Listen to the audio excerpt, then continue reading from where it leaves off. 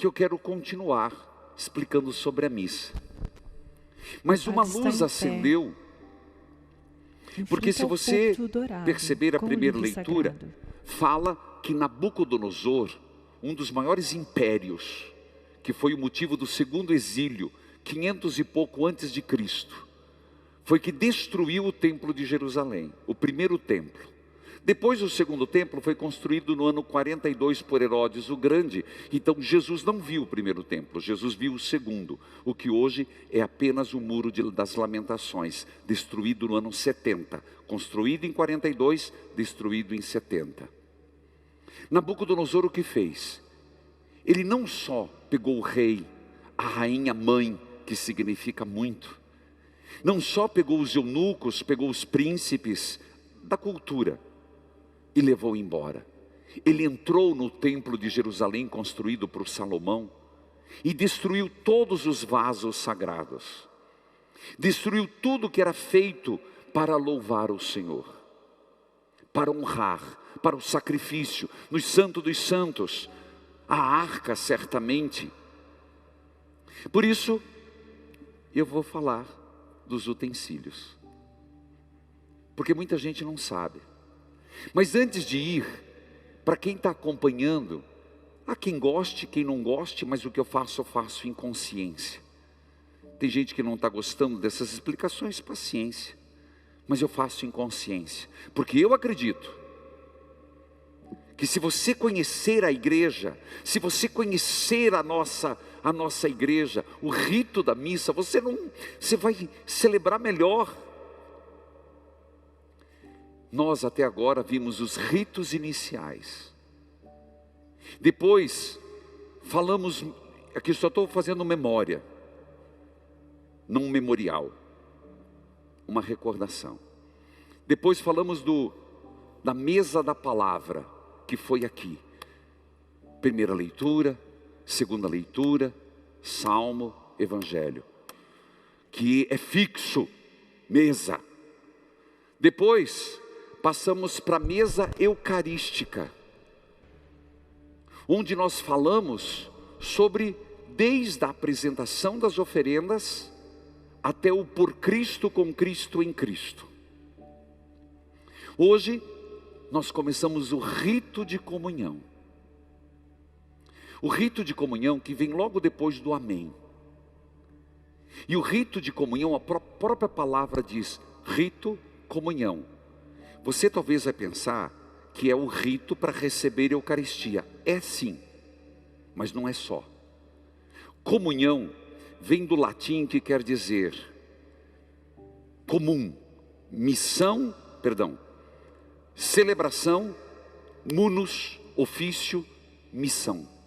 Ofício e missão. Portanto, é o ato, e aqui eu vou dizer o ato de comungar, de manducar. Só para explicar, comer a hóstia, beber o sangue, isso é uma parte. Mas é também um rito que pela sua natureza expressa a comunhão da igreja. Antes de adentrar, falando dos vasos sagrados, Nabucodonosor, por que eu vou explicar? Porque eu nunca vou esquecer que certo cinegrafista veio trabalhar conosco, hoje cresceu bastante, mas primeira coisa, foi fazer a bênção eucarística. O nosso diretor José de Mello está ali, não sei se ele sabe dessa história, mas depois eu falei que quando for trabalhar a partir de agora, depois da pandemia, vai ter que fazer um cursinho básico, viu, diretor? Não só de ser bom cinegrafista e ser devoto de São Brás, porque todo cinegrafista tem que ser devoto de São Brás. São Brás, que eu não perca o foco jamais. Mas tem que entender de missa, porque teve um cinegrafista, está por aqui, que recebeu o comando lá, vocês não entendem como é que funciona, né? A câmera capta, mas quem está em casa, eu gosto de ter essas conversas, e tem que ser nessa missa mesmo. Tem alguém lá que fica, um dia eu vou mostrar, se não aqui num outro momento, que ninguém imagina como é que é, um monte de imagem, e a pessoa fala no ouvido, falou assim: mostra o ostensório. E a pessoa: que é isso? Aquele que está lá na frente, que é isso? Aquele sol. Aprendeu. Tem gente que mesmo na comunidade não entende os vasos sagrados. E eu gostaria de explicar que é um resquício do judaísmo. Nós somos uma religião judaico-cristã. Já expliquei que não são paninhos. Nós estamos falando do corporal. Aí, se os câmeras quiserem vir para frente para fazer zoom, fica à vontade. O que é o corporal? Corporal é um pano, geralmente feito de linho, geralmente engomado, que é feito dobrado em 3 partes: para frente, para cá e para cá. Santíssima Trindade, sempre. Depois, nós temos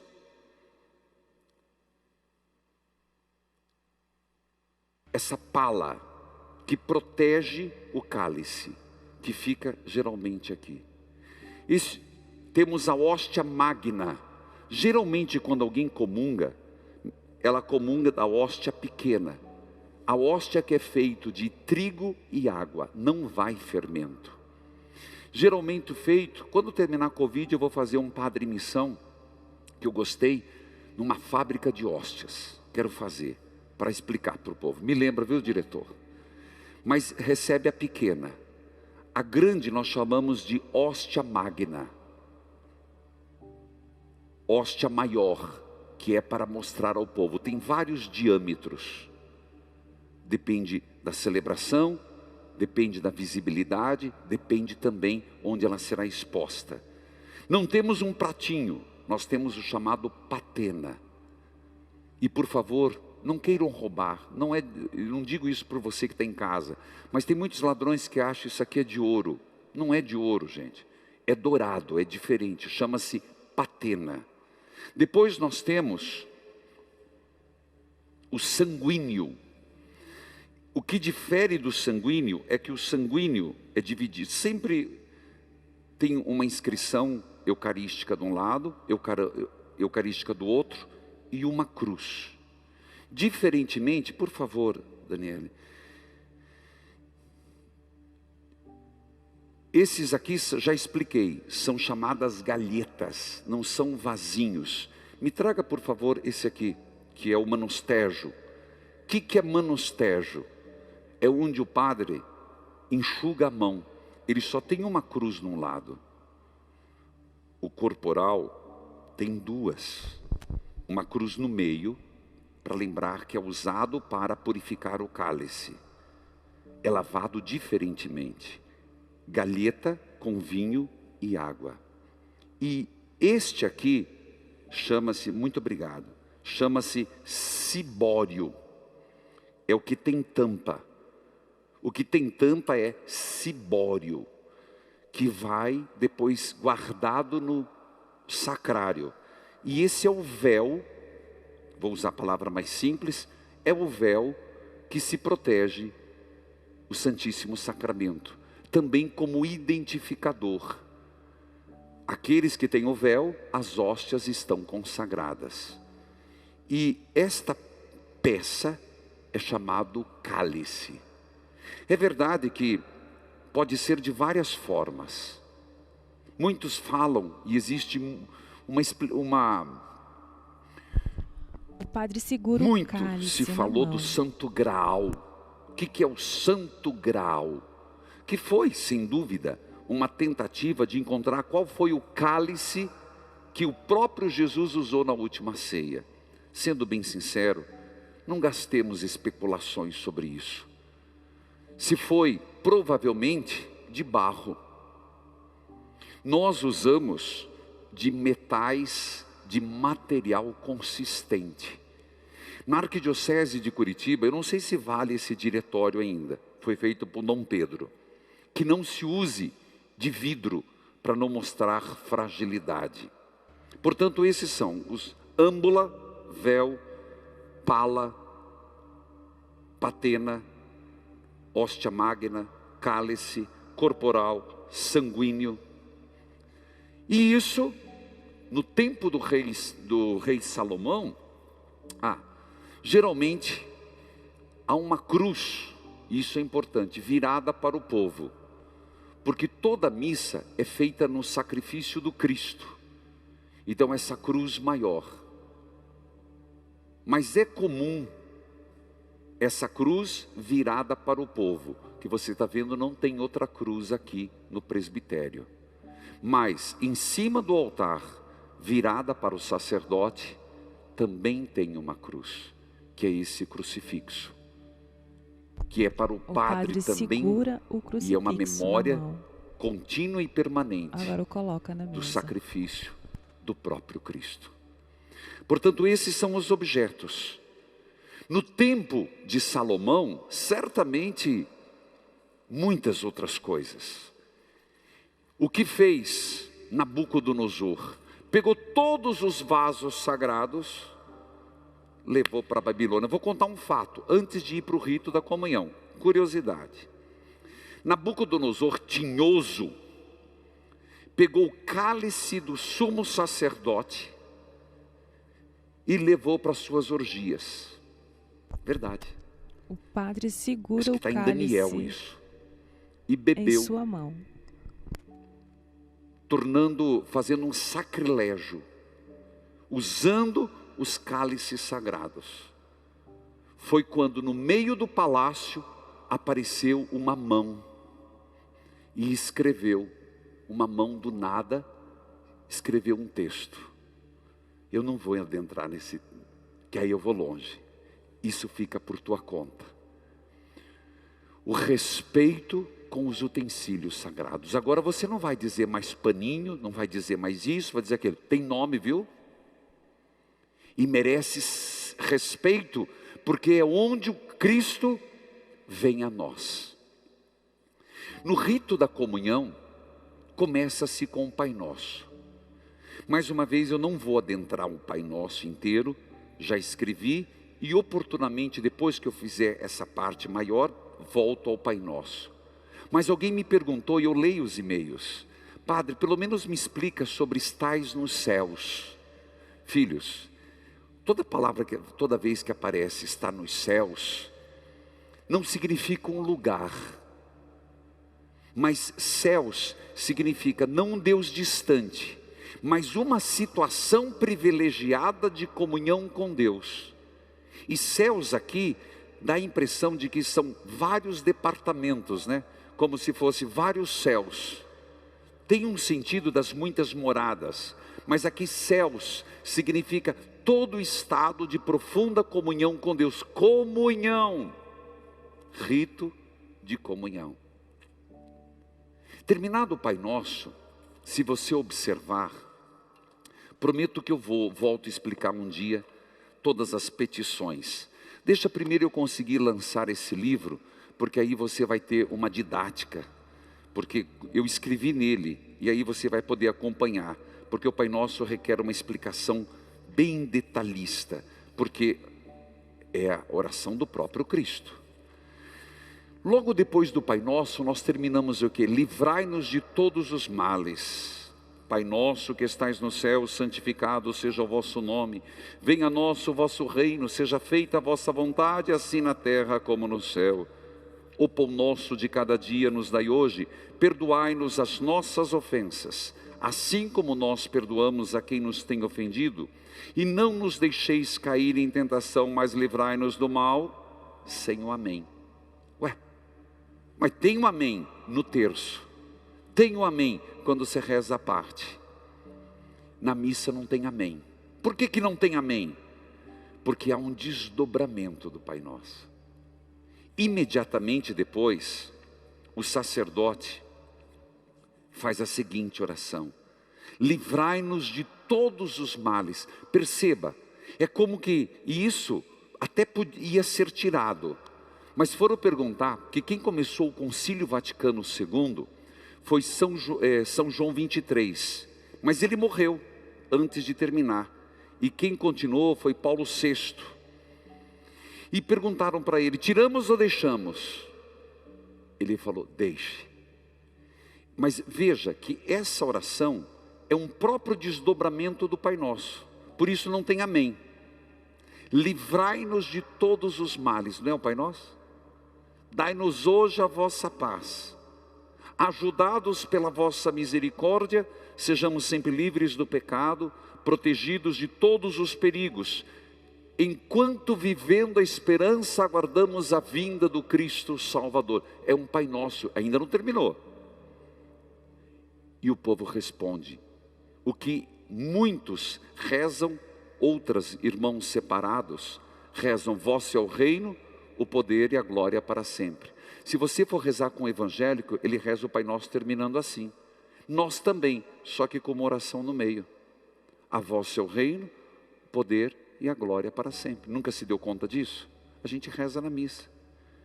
E aí vem Senhor Jesus Cristo, vem oração da paz. O Pai Nosso, em modo geral, na missa, ele tem um objetivo: perdoai-nos os nossos pecados. Frei Antoniazzi nos faz o questionamento, que você lembra daquele texto: se você estiver perto do altar para fazer uma oferta, e lembrar que teu irmão tem algo contra ti, deixa a oferta e vai se reconciliar. O Pai Nosso aqui, comunhão, tem o sentido de comunhão com Deus e comunhão entre irmãos. Por isso que ele é importante: perdoai-nos as nossas ofensas, assim como nós perdoamos. Então, perdoe-nos, Senhor, porque eu perdoei, então eu posso comungar. Ele tem esse sentido, segundo mais um sentido bíblico teológico do Pai Nosso, de modo geral. Moisés, tire as sandálias. É como se toda missa nós estivéssemos caminhando, é uma peregrinação. E a missa é como uma sinfonia que está chegando no grande finale. Quem já viu uma ópera, quem já viu um musical, sempre vai ter, mesmo num filme, vai ter aquela catarse, vou usar um termo grego, catarse, aquele momento, o ápice, em italiano, o gran finale. Depois da palavra, a Eucaristia, e vem o nosso gran finale, nosso, receber Jesus é nosso. Aqui é o momento ápice, entenda o que eu estou dizendo. Aqui é o momento da Trindade, o Pai pela epíclese do Espírito Santo e o Cristo se faz presença. O nosso grande finale é receber Jesus, a manducação, comer. Então, como nós estamos chegando nesse momento, ainda a igreja nos lembra, é preciso perdoar.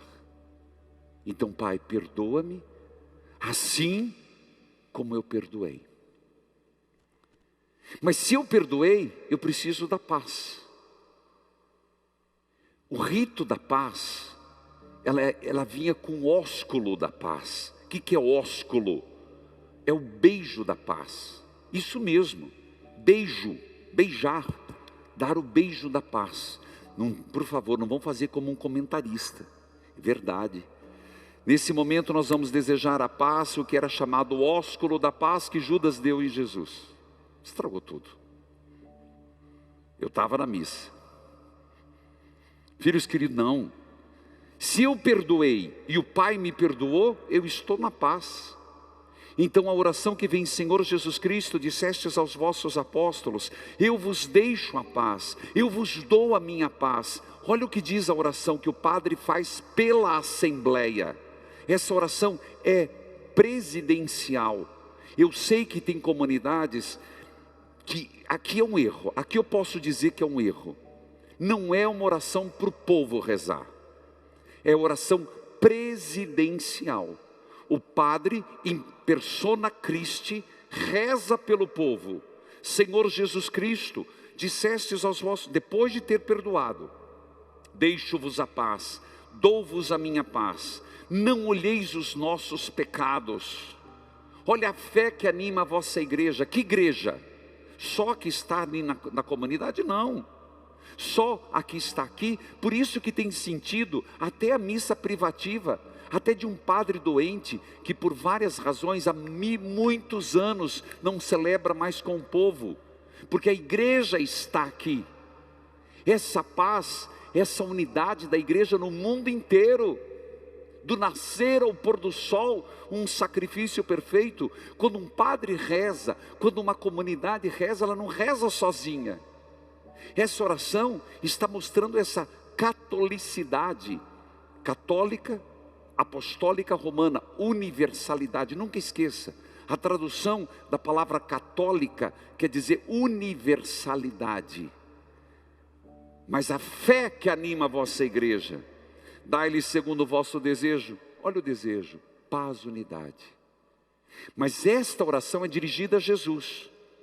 Vós que sois Deus. É uma das poucas orações que são dirigidas à segunda pessoa da Trindade. Geralmente ao Pai. Aqui é a Jesus. Vós, Jesus, que sois Deus, Pai, no Espírito Santo. E aí, num gesto, que pode ser um abraço. O ósculo faz tempo que não se tem. No tempo de Covid, não precisa, não é obrigatório o aperto de mão. Isso é muito brasileiro, viu? Na Europa você não vê isso de jeito nenhum. Mas não é porque você não aperta, você não desejou a paz. Você está numa Assembleia Constituída?